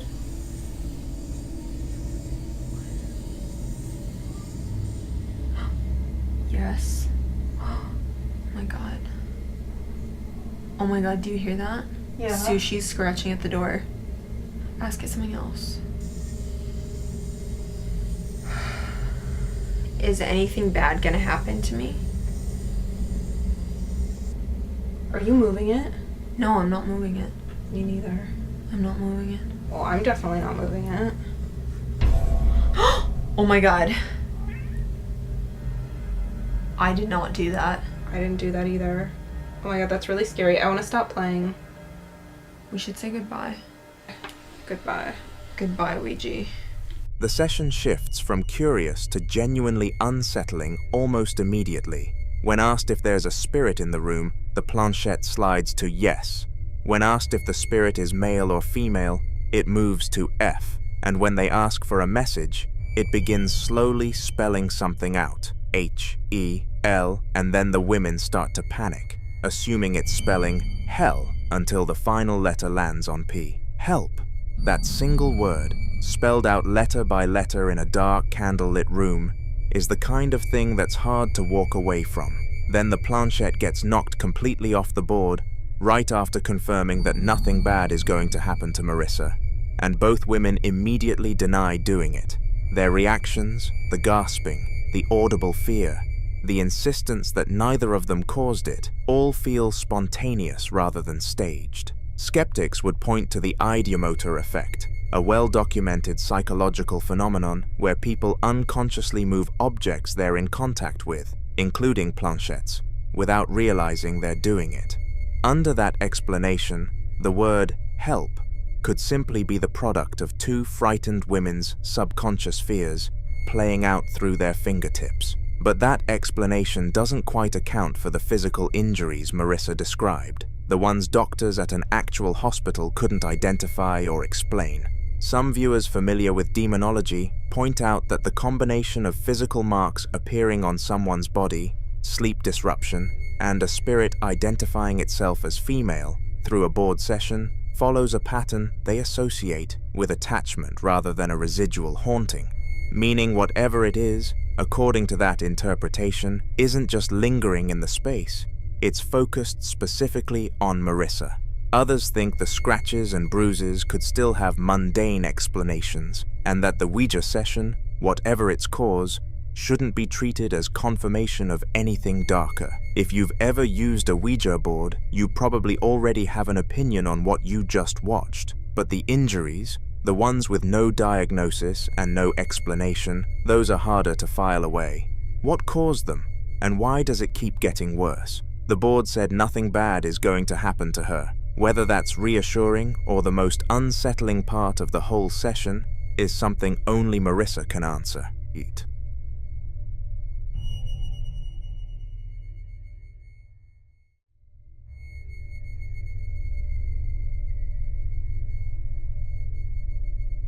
In this next clip, a man is lying in bed filming his dark room on his phone, and what he catches sitting in the chair across from him has people seriously unsettled. The room is nearly pitch black, lit only by the faint glow of his screen, and from the moment the video starts, you can already hear how hard he's breathing. A figure is hunched over in a wooden-armed chair, dressed head to toe in black, with a balaclava completely covering its face, totally still. Not a single movement. He keeps the camera trained on it, hoping it stays that way. Watch. I was on TikTok in my room when I heard something.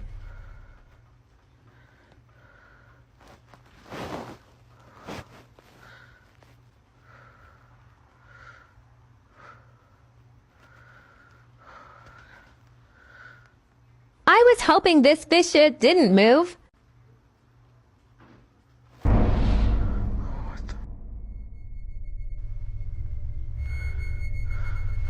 The figure snaps upright and whips its head directly toward the camera in one sharp, unnatural movement, and his reaction is immediate panic. That jerk is what gets people.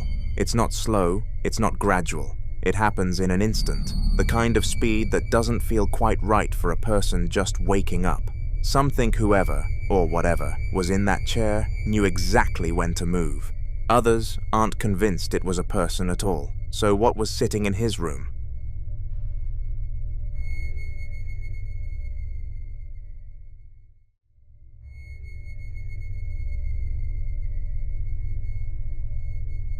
This next clip was filmed by a group exploring the Jesuitas Tacum, a wooded area in Santa Fe, Argentina, locally known as one of the old Jesuit forests, a place rumored to have once served as a cemetery, and one that carries a reputation for ritual activity that the cameraman, by his own admission, didn't entirely believe going in. He's filming on his phone at dusk, walking a dirt path deeper into the woods with a small group that includes another man in a white t-shirt, a woman in a black top, and 2 young children. Almost immediately, they find something on the ground near the base of a large tree, a dead black chicken, apparently sewn shut, the kind of thing left deliberately. The man in the white t-shirt picks it up at the cameraman's request, and what you see confirms this wasn't an animal that simply wandered off and died. The cameraman keeps pushing forward, narrating calmly, pointing out what he thinks might be old grave markers through the trees. Still skeptical, still filming. Watch. Hola, ¿qué tal? Buenas noches. Aquí comenzamos un programa más. Bueno, acá en este canal de YouTube. Estamos en uno de los bosques de los llamados jesuitas. En uno de los bosques que, bueno, acá en la ciudad de Santa Fe, capital, en Argentina precisamente. Se comenta de que hubo un cementerio en un tiempo. La verdad es que yo no creo mucho porque tengo 30 años recién y la verdad que no tengo noción de lo que pasó acá. Salimos en un recorrido hace un momento con la familia y bueno, ya que estamos, quise hacer la toma del video para corroborar si la verdad lo que dicen de este supuesto cementerio es cierto. Dice que a esta hora más o menos de la noche, ya son aproximadamente 7:30 de la tarde, se aparecen cosas, se escuchan cosas, se ven, por ejemplo, acá hacen todo lo que es gualichos. Acá pueden ver, pueden corroborar que hay un animal, miren, un animal muerto también. De los gualichos que se hacen acá en esta zona. ¿Lo puedes levantar, por favor? Sí. ¿Ve? Este animal lo sacamos ahora estamos viéndolo recién. Si ustedes aprecian ahí en el pecho, tiene una cosida, seguramente que en la cosida esa que tiene ahí estilo como algo quirúrgico, acá dice que le ponen fotos, le ponen imágenes para hacer hechicería y esas cosas. Así que bueno, seguimos caminando, vamos a seguir viendo el bosque. Se dice que se escuchan gritos, se escuchan llantos. La verdad es que no creo mucho yo, pero bueno, allá pueden apreciar de aquel lado, están las tumbas. Se nota, se puede apreciar las tumbas de aquel lado. Pero bueno, vamos a ver de qué se trata. Se ven imágenes, se ven... Yo la verdad no creo nada, les vuelvo a repetir, yo no creo nada. Pero bueno, vamos a ver de qué se trata, vamos a ver qué onda.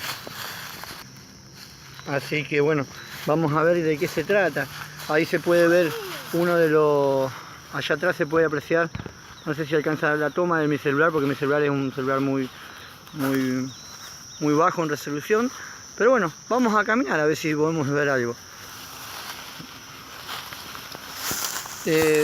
Tenía también enterado de que tenía también en conocimiento de que no solamente se ven esas cosas, sino que se ven como brujas volando. Yo no creo en realidad en brujas, pero se ven cosas volando, así que bueno, no se ve nada. Así que lo que yo pensaba es cierto, no hay nada en estos lugares. Así que bueno, sigamos. Tamara. Sí. ¿Cómo era? ¿Jesuita? ¿Cuánto se llamaba esto? Jesuita bueno, Tacum. Jesuita Tacum.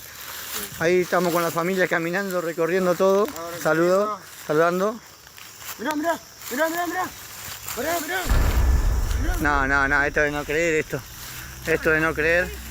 Vamos. Corran.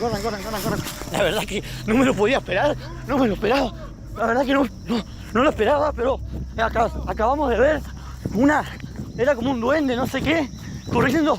Así que vamos a ahí se ve. La verdad que se mueve, está en movimiento. La verdad que Jesús de Nazaret. No, vamos, corran. Agárrenle. There are two things that happen in this clip that are hard to talk past. The first is the brief blue-green orb that appears beside a tree trunk around the 2-minute mark and vanishes within a second, small, bright, and nothing like light catching a leaf or a lens flare. The second is what sends the entire group running, a tall, pale, thin, humanoid shape, standing between two trees in the low light, blurry and distant, but distinctly not a tree trunk. The cameraman himself calls it a duende, a term used across Latin American folklore to describe a small goblin-like figure, though what's visible here looks anything but small. Others in the comments pointed towards something connected to the gualichos, a word used in Argentine folk tradition to describe dark ritual workings or curses, suggesting whatever was left in that forest may have drawn something in. The children are in the frame when they run. That detail alone doesn't leave you easily. The following videos were all recorded inside the same home, and what makes this collection so hard to dismiss is that it isn't a single isolated moment. It's a pattern, one that appears to be building, and one that seems to respond directly to the people living there. At some point, whoever is filming decided to start talking to whatever was present, addressing it by name, and according to these clips, it started answering back. The first time something happened on camera, she was sitting in the living room at night, a movie playing on the television in the background, a few drinks on the coffee table, nothing unusual about the setting at all. She speaks in a casual, almost playful tone, addressing something she calls Freddy, telling it she doesn't know its real name yet, but that she likes the one they've given it. Watch. Come on, Freddy. I know we call you Freddy, but we don't know what to call you yet. But we like it. Wowzers. The moment she finishes speaking, the large glass dish on the coffee table violently flips upside down with a loud crash, knocking over one of the cans and sending its contents spilling across the table. What's striking here isn't just that the dish moved, it's the timing. She addresses Freddy, she finishes her sentence, and then it happens, as if whatever was in that room heard her and responded on cue. Skeptics will say the dish was unstable, sitting at an angle, but the force of the flip is difficult to reconcile with a gradual, physics-based shift. It didn't wobble, it went. Not long after, the activity seemed to pick up. A second person is now in the room, a woman in a leopard print robe, standing near a wooden side table on the far wall, and whoever is filming says plainly, "Don't touch it. You don't have to touch it," as if issuing a warning to something unseen. Watch. Don't touch it. You don't have to touch it.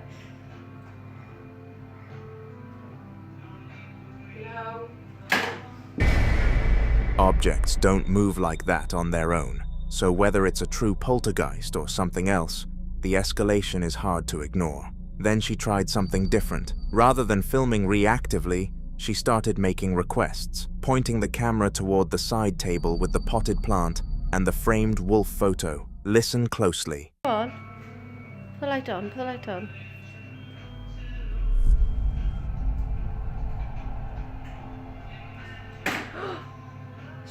Within paranormal circles, it's often claimed that entities interact with telephones, radios, and other electronic devices because they're believed to be easier to influence than heavier objects, using small amounts of electrical energy to produce physical movement.